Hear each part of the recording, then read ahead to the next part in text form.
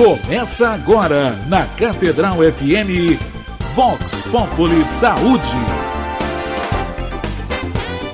Amigos, boa noite. Com a graça de Deus, estamos começando no entardecer desta quinta-feira mais um programa Vox Populi Saúde aqui na Rádio Catedral. Na mesa de som, o nosso companheiro Lúcio está operando o áudio e conversando com vocês, eu, Alfredo Canalini, apresentador desse programa, e o nosso convidado de hoje, que é o Dr. Stefano Deli Abati, que é médico, escritor e radialista italiano, e especialista em bioética e é conferencista da Conferência Episcopal Italiana. E também temos aqui no estúdio o Tiago, que ajudou a edição de um livro sobre bioética, escrito pelo Dr. Stefano, e nós vamos hoje conversar a respeito do lançamento deste livro aqui no Brasil, que eu tive o prazer de receber um exemplar de presente, aliás, com uma programação visual bastante primorosa. O livro ele é bilíngue, ele vem escrito em português e italiano, e a bioética é uma ciência, é uma área do estudo muito interessante e hoje extremamente desafiadora, porque nem sempre o raciocínio bioético consegue acompanhar a velocidade do desenvolvimento da tecnologia. Então, são desafios que vão aparecendo quase que cotidianamente. E eu vou lhe dizer, doutor Stefano, aqui no Brasil, nós sofremos muito em função de algumas políticas equivocadas, algumas situações de confundirem a liberdade com a questão do aborto e outros desafios. São bastante grandes os desafios que nós encontramos aqui no nosso país. É um prazer tê-lo aqui no nosso programa e eu gostaria de conversar com o senhor inicialmente sobre a questão da história da bioética, como nasceu a bioética, e tem tudo a ver com a vida. A bioética, esse conceito nasce junto também com o conceito de desenvolvimento sustentável e as coisas então vão se misturando e vão crescendo e vão ajudando a gente a entender um pouquinho os desafios. Sim. Antes de tudo, quero agradecer à Rádio Catedral da invitação que me fiz de falar como representante da bioética católica italiana e quero dizer que tudo o que aprendi eu dependeu do cardeal Helios Greccia, que foi meu grande maestro e que está considerado o mais grande representante da bioética católica e seu manual foi traduzido em todas as línguas do mundo e português é entre as primeiras. Pode ser que a terceira língua que foi traduzida ou a quarta foi o português. Então, esta é a situação que me tocou a mim. Que aprendeu eu da bioética? A bioética nasceu depois da Segunda Guerra Mundial, quando o problema mais grande que tinha a civilização ocidental era o problema da bomba atômica. E o texto que se reconhece como ponto de referência, como principal texto de começo desta longa história da bioética foi escrito por Hans Jonas e se fala de o princípio responsabilidade.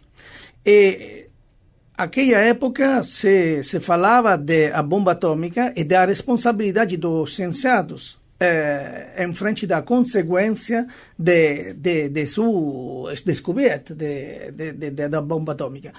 Mas dali toda a história da bioética encontrou outros problemas que naquele tempo não se pensava que podiam seguir, e como a engenharia genética, a fertilização artificial, o tratamento de fim da vida, tudo o que vinha depois. Però é interessante que, ao cabo de todo, ao começo de todo, está o princípio responsabilidade, que para mim é as palavras-chave. Eu me lembro muito da encíclica Evangelho Vitae, quando o Papa João Paulo II fala a respeito do pecado de Caim que se eterniza quando ele pergunta para Caim onde está o seu irmão, e Caim responde: por acaso serei eu o responsável pelo meu irmão? E aí ele chama muita atenção sobre essa questão do fim da vida e também da questão do início da vida, que são os pontos de maior fragilidade do ser humano e que exatamente são os pontos em que o ser humano é mais ameaçado pela tecnologia da medicina, começando desde lá de trás do Papa Pio XII, quando ele cria o conceito da distanásia.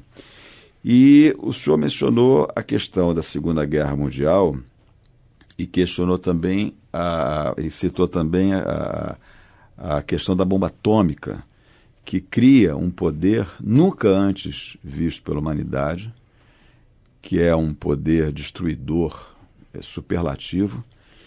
E eu gostaria de fazer uma pergunta em relação a esse ponto da história, que é o ponto da Segunda Guerra Mundial. Como é que o senhor vê todos aqueles crimes que os nazistas fizeram com os prisioneiros nos campos de concentração, em relação a pesquisas médicas, inclusive, e que esses crimes todos foram denunciados e revelados naquele julgamento de Nuremberg, onde tudo o Dr. Mengele, não? Exatamente, que inclusive morreu no Brasil. Viveu uma temporada em São Paulo, no município de Embu das Artes, e depois o corpo dele foi achado numa praia, ali no litoral de São Paulo, se não me engano, no município de Santos, na cidade de Santos. Como é que o senhor vê aquela questão, aquele momento em que a sociedade se dá conta, quer dizer, vê que inequivocamente pessoas foram mortas de modo cruel e fútil, à guisa de experimentações médicas, e que aí é elaborada uma carta, que é a Carta de Nuremberg, que fala a respeito da liberdade da pessoa, no sentido de decidir se quer ou não participar de algum tipo de experimentação. Como é que o senhor vê aquele momento? Aquilo também é um divisor de águas no pensamento bioético, no pensamento da deontologia médica, do código de ética médica? É um momento importantíssimo, enquanto o reflexo da Segunda Guerra Mundial, o sofrimento de toda a população, a identificação do mal no crime nazista foi muito claro. E todas as cartas que se escreveram depois, não somente esta de Nuremberg, mas também esta do Direitos Humanos, de 1948, que é um texto fundamental, não? Se está respeitado no detalhe. Però a coisa interessante é esta, que naquele tempo a identificação do mal foi clara, però a tentação do regime nazista, o regime ditatorial, o regime centralizador, o que se decidia, se fazia, não? Se vai, depois de tantos anos que nos hemos alejado da Segunda Guerra Mundial, que a emoção da Segunda Guerra Mundial se ha atenuado, agora a mesma tentação vai ter a chance de hoje. Não como um regime ditatorial, onde está um responsável, um ditador. Esta responsabilidade da decisão está dividida para muitas ramas, não? Em todo o laboratório da ciência, em todo o laboratório onde se decidem as pequenas coisas, as pesquisas, a investigação de dinheiro em uma direção, em vez da outra, e se vai repetindo a mesma coisa. Uma das últimas afirmações do cardeal Sgreccia, que cai bem neste momento do discurso nosso, é que foi isto. Vamos repetindo o crime de Hitler, mientras a palavra Hitler dá medo, não somente a escutá-lo, porque diz, é o ditador, o mal, a identificação do mal. Mas a mesma coisa que fazia ele é a eugenética, a decisão sobre o gene, sobre o que é bom e sobre o que é o mal, o homem decide todo, se vai fazendo em nossa civilização ocidental, que combatia antes. Exatamente. Eu assim, a sua narrativa me traz alguns fatos históricos na lembrança, e eu me lembro também que na década de 60, numa revista médica bastante conceituada, nós médicos conhecemos bem essa revista, que é a New England Journal of Medicine, foi publicado um trabalho de um médico que ele questionava os fundamentos morais e éticos de uma série de pesquisas que estavam sendo realizadas dentro do território americano. E nós podemos citar aqui 2 pesquisas bastante cruéis. A primeira pesquisa era a respeito da inoculação do vírus da hepatite em crianças deficientes que eram albergadas em instituições públicas sustentadas pelo governo, com o objetivo de estudar como é que a hepatite evoluía no ser humano. Então usaram como cobaia aquelas crianças.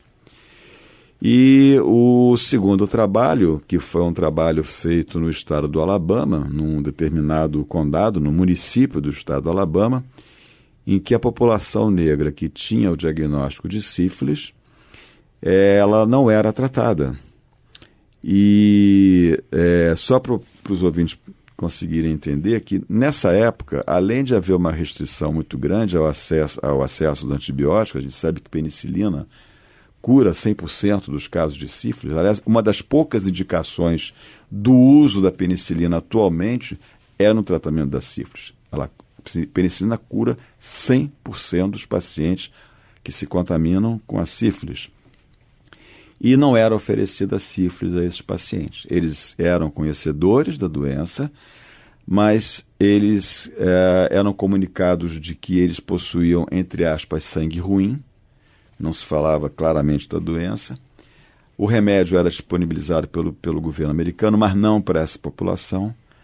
E diziam que, caso eles se submetessem às observações, que aconteceriam de tempos em tempos, observações médicas, etc., seria garantido a eles um enterro digno.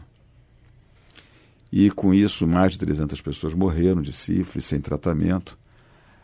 E aí, isso cria um escândalo dentro dos Estados Unidos, que leva o senador Edward Kennedy a abrir uma comissão parlamentar de investigação, e sai um relatório, que é um relatório que fala a respeito dos princípios dos direitos dos pacientes, que é o princípio de autonomia, o princípio de justiça. O terceiro princípio agora não está me vendo. Autonomia, justiça e beneficência. Lembrei do terceiro princípio, que aliás é o mais ancestral, que é aquele prima non nocere, antes de não fazer mal. E aí a gente vê que dentro dos Estados Unidos, o país que lutou contra o nazismo, repetia atos de absoluta atrocidade com situações de genocídio, porque se matava crianças com algum tipo de deficiência e também a população de negros do estado do Alabama. Então, isso que o senhor mencionou da perpetuação, a gente vê acontecendo até hoje. Daí a necessidade de nós estarmos sempre atentos. E eu quero fazer um elogio à sua iniciativa de escrever esse livro, e com uma linguagem, eu tive a oportunidade de folhear o livro aqui antes de começar a gravação desse programa, e com uma linguagem extremamente agradável e uma produção visual também bastante, vamos dizer assim, cativante. O leitor que começa a folhear o livro já se sente animado a prosseguir na leitura e colocar à tona todas essas dificuldades. Mas nós vamos interromper agora aqui brevemente a nossa conversa, vamos continuar daqui a pouquinho, logo após o nosso intervalo comercial. Vocês estão ouvindo o programa Vox Populi Saúde, aqui pela Rádio Catedral. Voltaremos já já. Você está ouvindo Vox Populi Saúde.